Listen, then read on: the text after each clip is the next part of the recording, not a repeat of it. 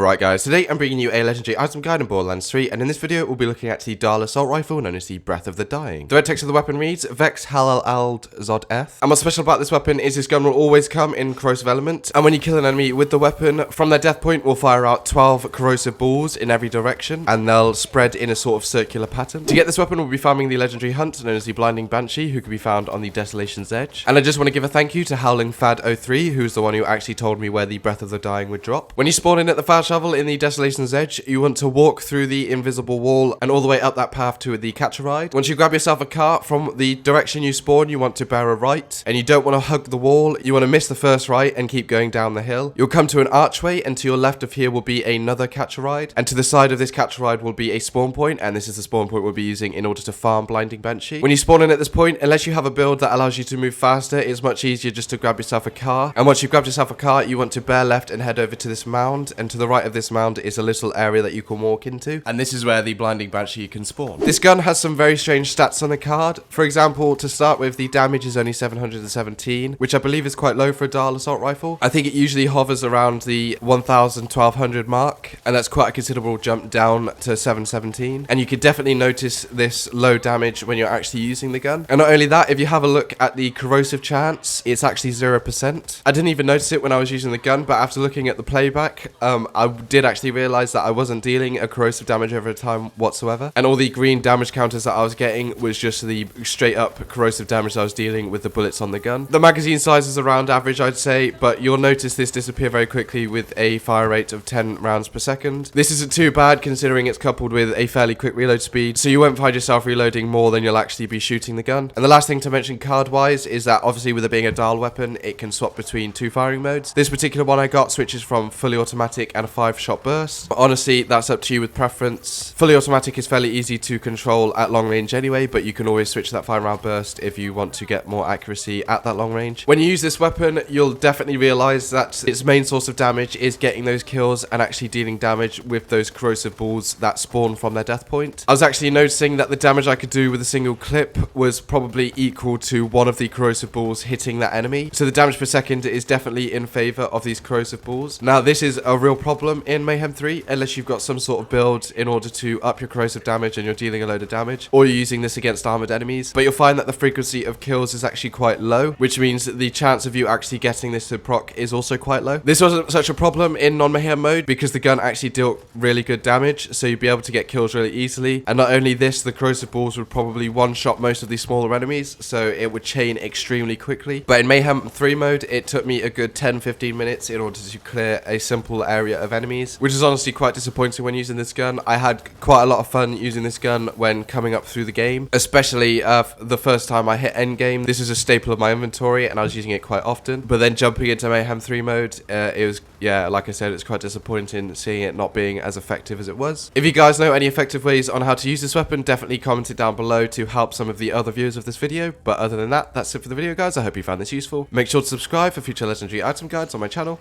and yeah, see you in the next video.